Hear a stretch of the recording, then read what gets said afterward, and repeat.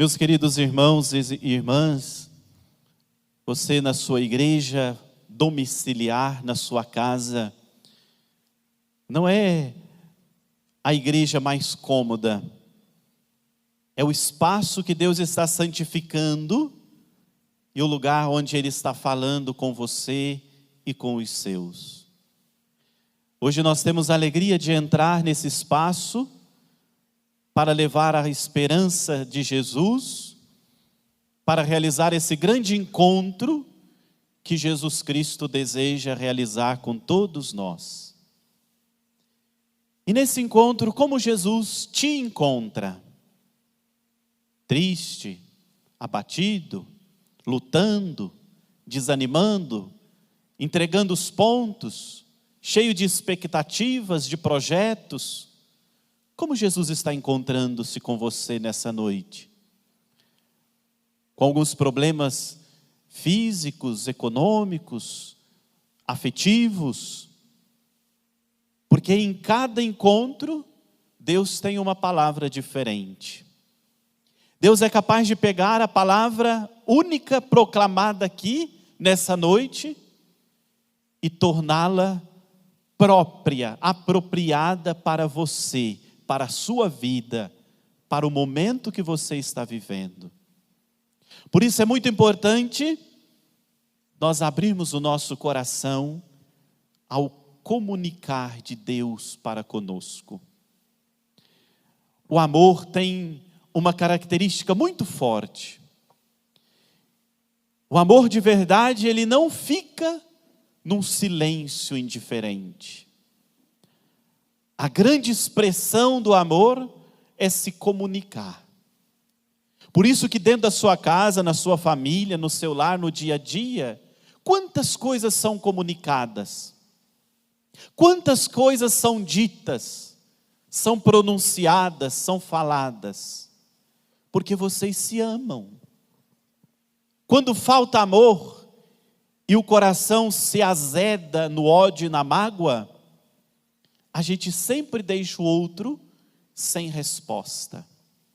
Mas quando você está cheio de amor, bem com a pessoa, bem com todo mundo, você quer falar o tempo todo. A gente se torna um tagarela, se comunica. Com o coração fechado, ranzinzo, ferido e machucado, o que a gente faz? A gente se fecha. Não tem palavras, não quer conversa, não quer se encontrar. Mas esse é o jeito de ser do homem, criatura, de cada um de nós. Deus é diferente. Deus é bem diferente. Porque Deus não tem tempo para gastar com a ira, com o ódio, com raiva de ninguém. Não. Deus é um amor que não muda. Ele nos amou, diz o profeta, desde antes de sermos concebidos no seio de nossa mãe, e Ele continuará nos amando até a eternidade. O amor de Deus não vai se interromper. Mesmo quando nós somos pecadores, não é Deus que se afasta de nós, mas somos nós que nos afastamos de Deus. Isso é muito importante que fique bem claro. E às vezes nós usamos as nossas contrariedades na vida para marcar desencontros. Marcar desencontros com o outro, marcar desencontros com a família e, sobretudo, desencontro com Deus. Qual que é a maior desculpa da pessoa que não quer mais viver a sua amizade com o Senhor? Ah, eu sou tão pecador, Deus não olha para mim não, Deus já se cansou, Deus já desanimou, já desistiu de mim, eu não tenho mais jeito. Essa é sempre a palavra de quem não acredita no amor que se comunica. E hoje nós estamos aqui para pensar em um encontro histórico, entre tantos outros.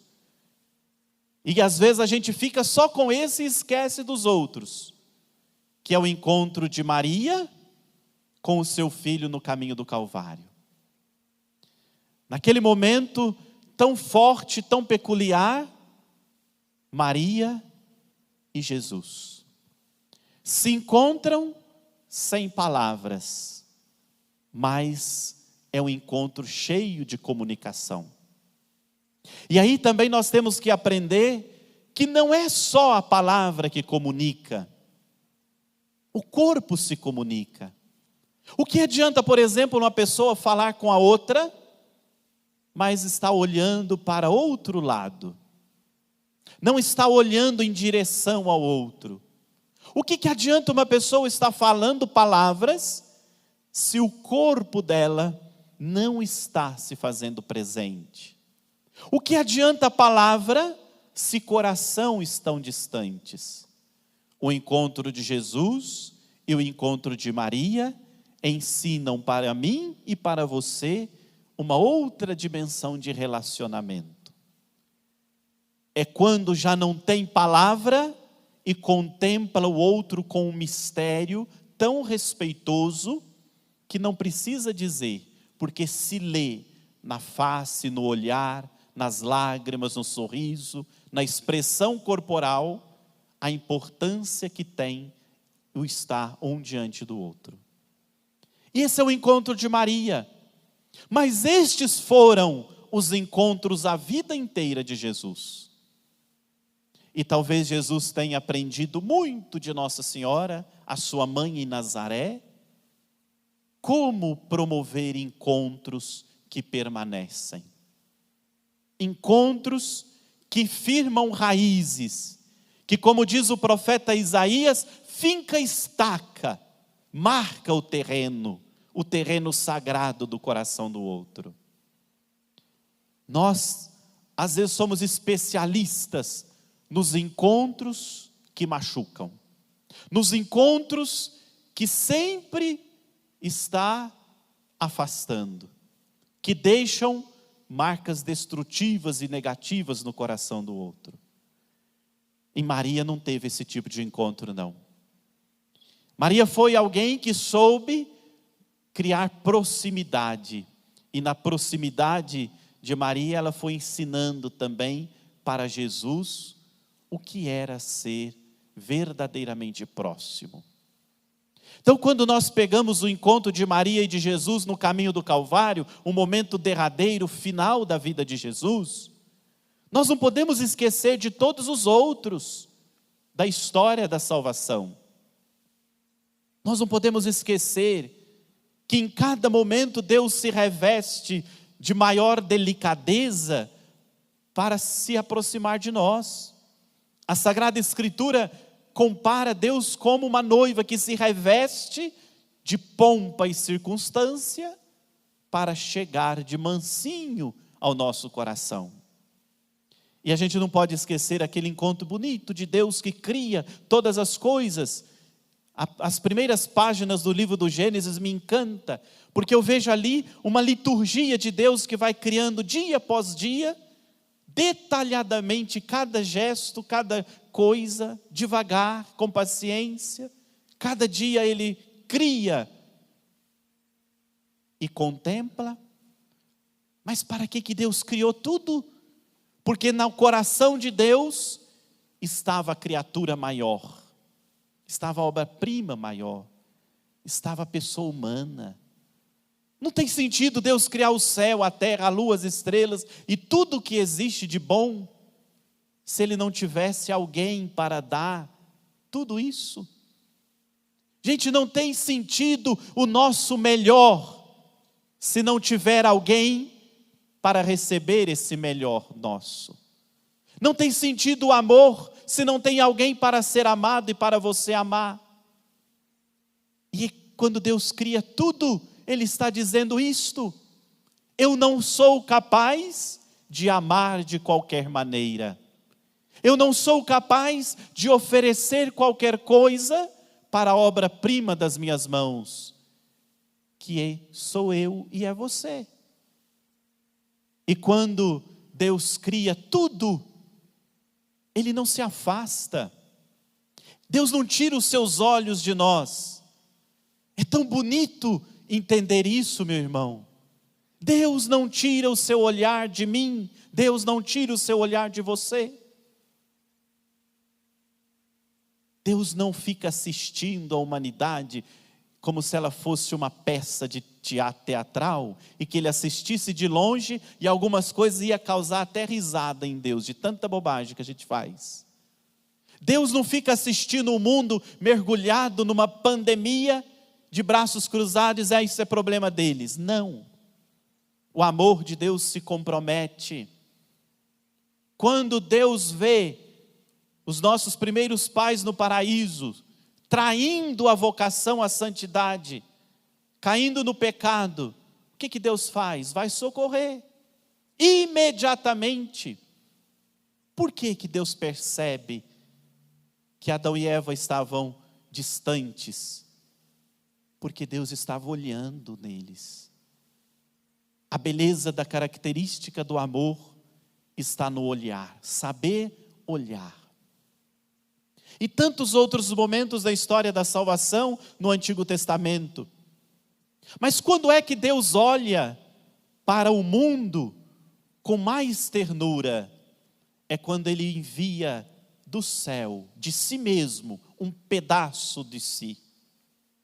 A encarnação de Jesus, a vinda de Jesus, o nascimento de Jesus, gente, nós poderíamos dizer, não é outra coisa senão Deus dando para nós um pedaço do seu coração.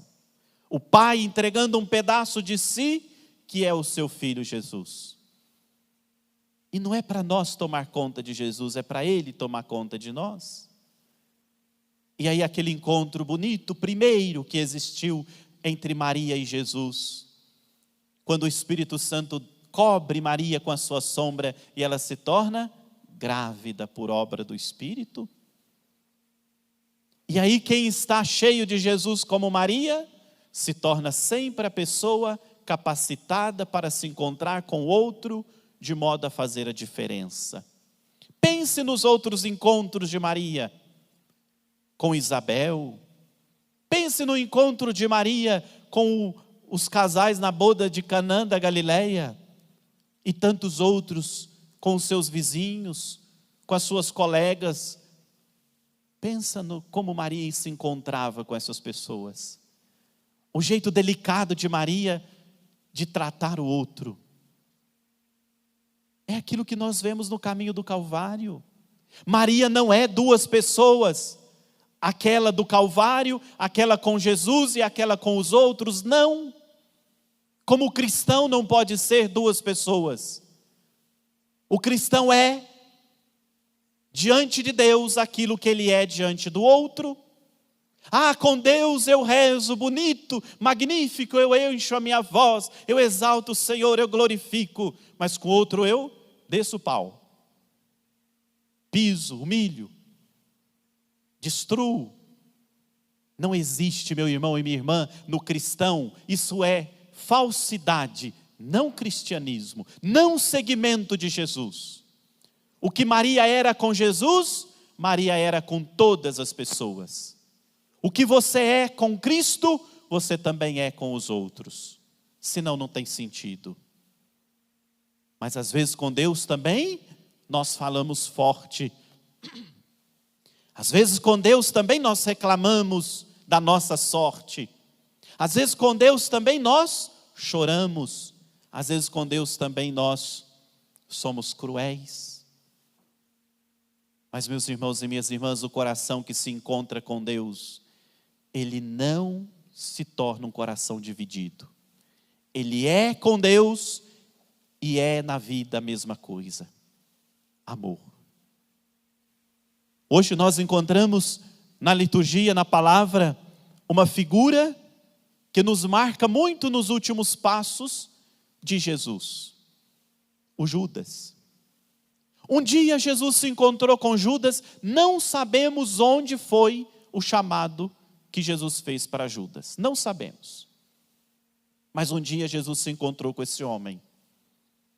E o chamou para segui-lo. E Judas aceitou. Às vezes nós pensamos que o pobre Judas nasceu traidor. A gente tem a mania de colocar um rótulo na pessoa e não tirar nunca mais. Judas não nasceu traidor.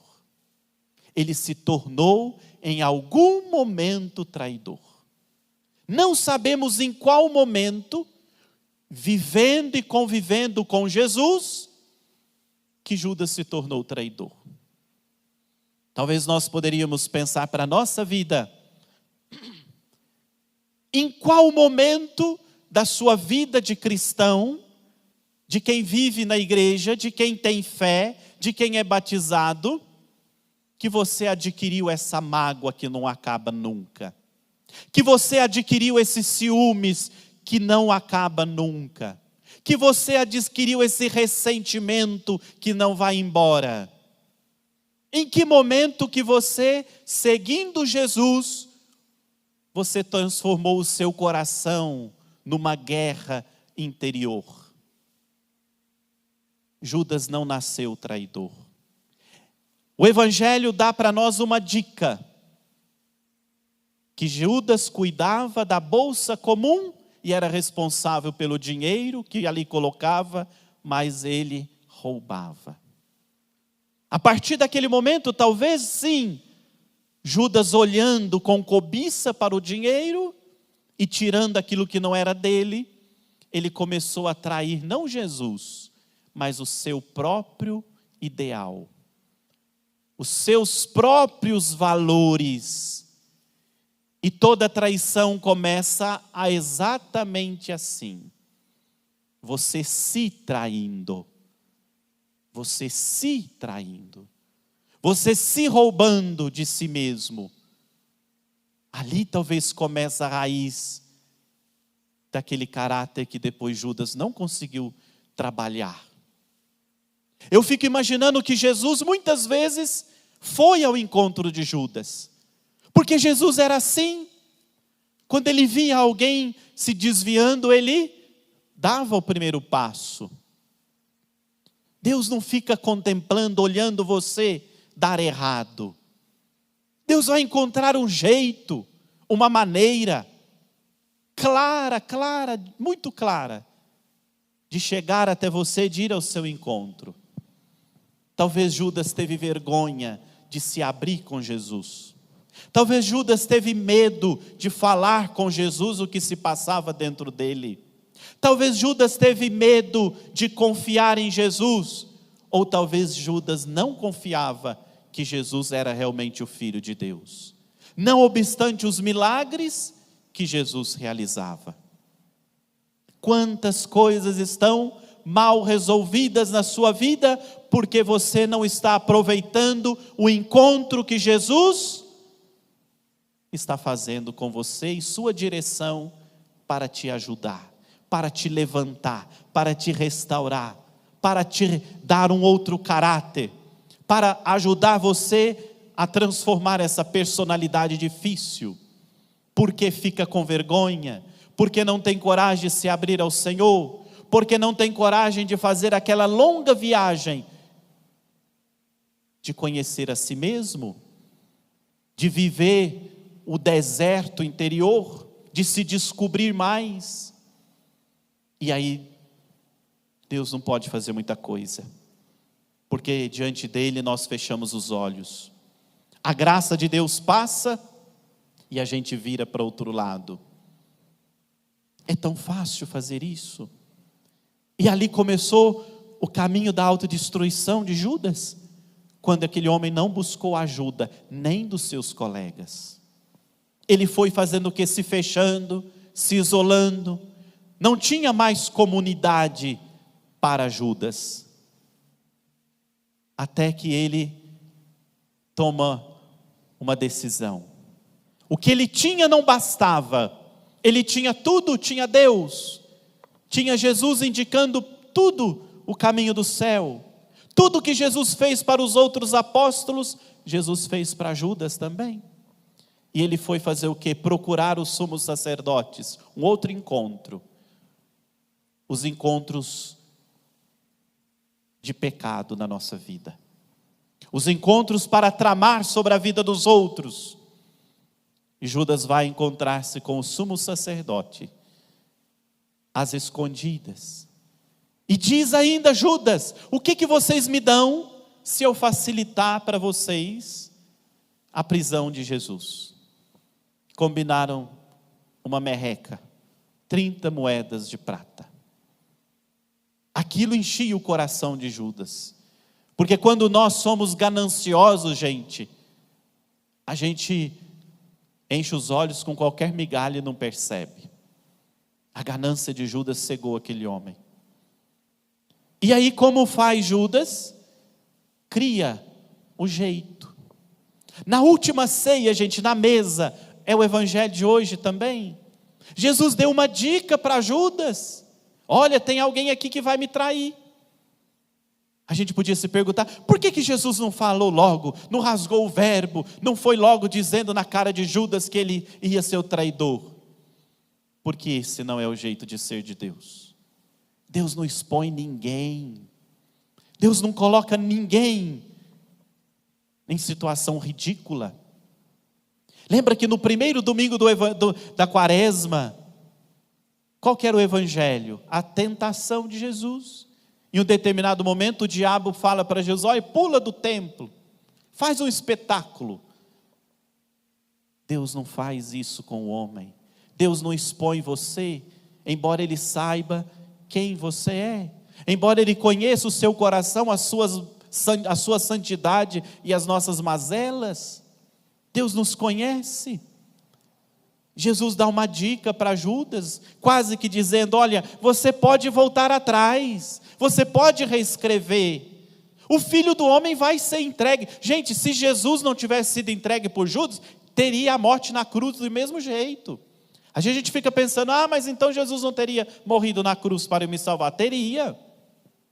O que Judas fez, nesse sentido, até significou pouco. Por isso que Jesus fala: de qualquer maneira o Filho do Homem vai ser entregue na mão dos homens e vai morrer na cruz. Mas ai daquele que trair a palavra, seria melhor que não tivesse existido. Olha, Jesus dá uma dica para Judas. E ele sai dali e vai fazer aquilo que o seu coração estava obstinado. Gente, quando a gente começa a alimentar alguma coisa aqui dentro do coração, se a gente não toma muito cuidado, não tem jeito. A gente vai fazer. Por isso que Jesus o tempo todo nos indicou uma coisa muito importante: vigilância. Vigiai, orai, esteja atento. Esteja atento ao que passa dentro de você, ao que você pensa, ao que você sente, ao que você está almejando. Esteja atento aos caminhos que você está usando para chegar aonde você quer chegar. Isso é vigilância, isso é autoconhecimento, isso é importante. Porque senão a gente não se dá conta da guerra que a gente faz aqui dentro de nós. E Judas não percebeu isso não. Mas não vamos, gente, condenar o pobre Judas. A gente não sabe o que aconteceu com aquele homem, quando ele se jogou daquela árvore, pendurado numa corda, e se suicidou. Nós não sabemos. A Bíblia dá uma indicação, que Judas se arrependeu, foi lá e disse para o sumo sacerdote: olha, eu não devia ter feito isso. E pegou as moedas que tinha recebido e jogou aos pés deles. E eles falaram para Judas: nós não temos nada com isso, o problema é seu. É sempre assim, viu? O demônio usa e depois te joga fora. E Judas saiu dali e se enforcou. Mas eu não sei, você não sabe, ninguém sabe o que passa entre aquele minuto, entre o último momento da vida de uma pessoa. Se Judas caiu nas mãos do Satanás ou nas mãos de Deus. Jesus antes tinha chamado Jesus de amigo, e eu acho que Jesus não esqueceu disso. Jesus deu a comunhão na última ceia para Judas, foi o único que recebeu o pão das mãos do Senhor. É aquele a quem eu der o pão molhado no molho. Nenhum outro diz que Jesus tinha dado o pão das suas próprias mãos. Jesus tinha ensinado ao longo de toda a sua vida que a ovelha ferida e machucada, que precisa ser carregada nos ombros. Então, caros irmãos e irmãs, quem é que sabe qual foi o último encontro de Judas na história? A igreja nunca diz que alguém está no inferno, porque a igreja é mãe, e nenhuma mãe quer o filho na desgraça. A igreja, como mãe que é, ela prepara os seus filhos para o céu. A igreja ousa dizer que muitos dos seus filhos são santos, são bem-aventurados, mas a igreja não pode nunca dizer que alguém está no inferno. Caros irmãos e irmãs, são tantos encontros bonitos de Jesus que fazem a diferença. Eu não me canso de me encantar com o encontro de Jesus com uma cruz nas costas e de Maria, um sofrimento estampado nas imagens. Eu acho que é porque me faz recordar quando eu era criança. Lá na minha terra tinha um Senhor dos Passos, né, muito bonito. Mas um dia eu cheguei na igreja e estava sem peruca, eu saí correndo, todo mundo corria dele. Porque a igreja sempre estampou o sofrimento de Jesus de uma forma até muito feia, assustadora. A dor. E eu acho que Jesus não sofreu com tanta, tristeza, porque o coração dele estava cheio de amor. Mas me encantava quando eu era criança e saíamos pelas ruas, os homens levando a imagem do Senhor dos Passos, as mulheres vindo de outra parte da cidade, cantando e trazendo uma linda imagem de Nossa Senhora das Dores. E numa encruzilhada da cidade, se promovia aquele encontro com um eloquente sermão, uma pregação, um ensinamento de um sacerdote. É para reviver, é para a gente voltar nas estradas da vida há 2000 anos e pensar naquela manhã de sexta-feira santa. Quem foi que deu a notícia para Maria? Olha, sinto te dizer, mas o seu filho, ele acabou de ser condenado e já está carregando a cruz para o Calvário. Aquelas notícias que a gente não gosta de dar e aquelas notícias que a gente não gosta de ouvir. O coração da mãe Maria ficou abatido. Mas Maria não se deixou abater. Tem muita coisa na sua vida que pode te deixar abatido, mas não se deixe abater, é diferente. O coronavírus pode nos deixar preocupado, meio com medo, com insegurança, pode. Somos humanos, mas não se deixe abater. E o que fez Maria? Colocou o seu véu e saiu correndo pelas ruelas de Jerusalém e foi ao encontro do Senhor dos Passos. Os passos de Jesus eram tão vagarosos, tão fracos, que Maria, mulher, mãe, corria mais depressa que seu filho. Aquele Jesus que andava de um lado para o outro e que ninguém segurava, depois de ter sido açoitado, machucado, coroado de espinhos e agora um pesado madeiro sobre os ombros. Jesus encontra com a sua mãe. Maria alcança os passos de Jesus. É o que o discípulo tem que fazer, é alcançar os passos de Jesus, e os passos de Jesus são lentos, são vagarosos, para que a gente possa dar conta de acompanhá-lo. Jesus não quer que ninguém vá na frente e que ninguém fique para trás. Mas Jesus, o bom pastor, reúne as ovelhas todas e diz: vamos juntos, que é mais bonito. Quando Maria encontra seu filho, talvez ela não o reconheceu bem. O profeta Isaías diz que ele estava tão desfigurado que não podia ter nem aparência de homem, de ser humano. O que falou Maria para Jesus? Não sei, nada.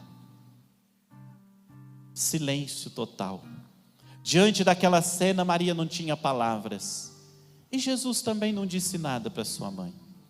Mas houve uma comunicação que vai além das palavras. Pare de achar que é só palavra que comunica.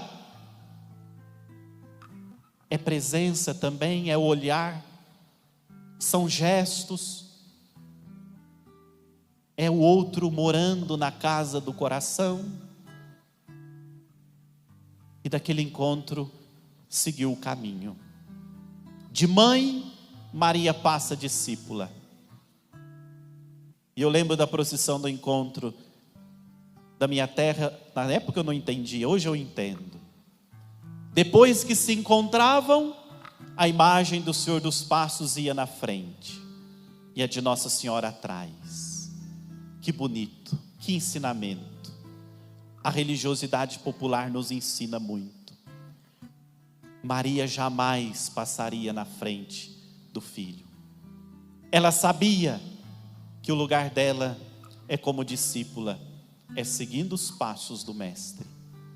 Ainda que aquele Jesus ali estava todo acabado, todos poderiam se perguntar: como que um homem desse, numa humilhação desse tamanho, pode salvar alguém?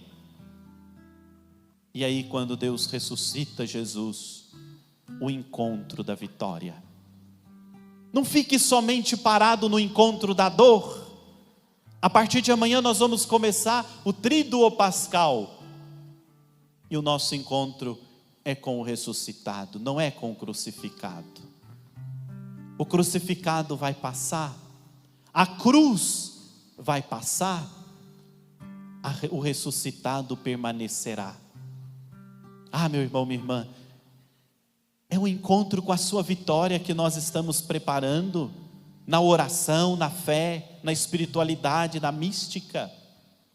Não é um encontro com a sua derrota que te deixa ali, não. Quem tem fé não fica parado na dor.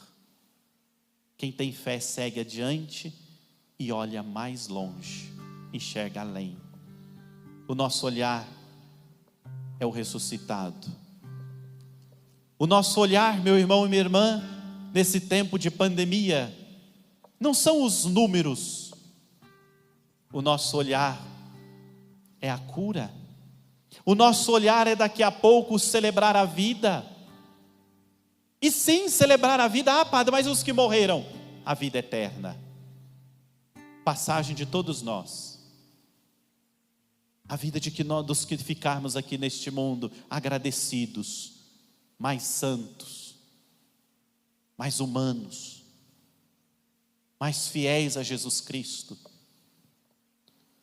O seu olhar não pode ser nesse problema que você vive e cada um sabe o seu. O seu olhar é na solução, porque você crê no Deus da vitória. Por isso, meu irmão, minha irmã, eu queria que agora você olhasse as imagens do Senhor dos Passos, de Nossa Senhora das Dores, essa comunicação sem palavra, mas esse livro de ensinamento para nós. Quantas coisas poderíamos continuar aqui falando de Maria e de seu filho, e como é bom falar deles. Mas agora nós vamos cantar, transformar a nossa canção numa oração. Como que Jesus está encontrando você hoje dentro da sua casa? Como que Jesus e Nossa Senhora estão te enxergando hoje? Estão te vendo? E mais ainda, como é que você está olhando para Jesus e olhando para Maria? A sua dor se cruza com a de Cristo, porque Cristo é sempre solidário a nós. Obrigado, Jesus, pelo maior encontro realizado. O Senhor desceu do céu e veio fazer parte da nossa história na terra. E nunca mais nos deixou, e nem nos deixará.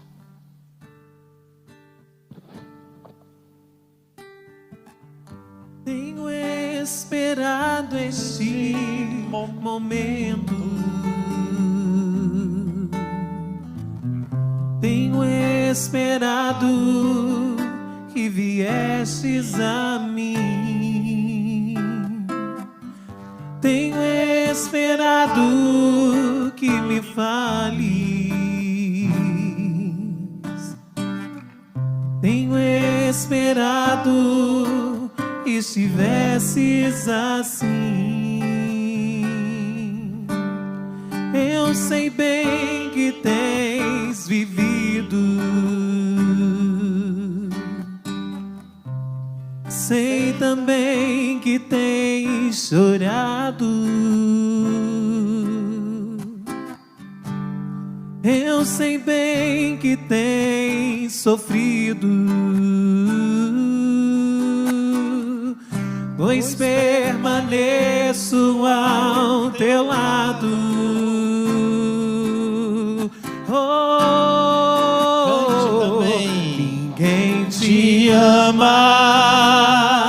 como eu. Ninguém te ama, ninguém te ama como eu. Olhe pra cruz, esta é a minha grande prova. Ninguém te ama como eu. Ninguém te ama como eu. Ninguém te ama.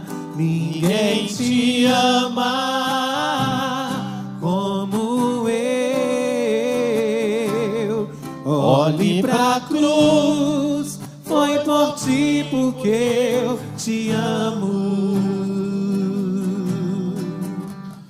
Ninguém te ama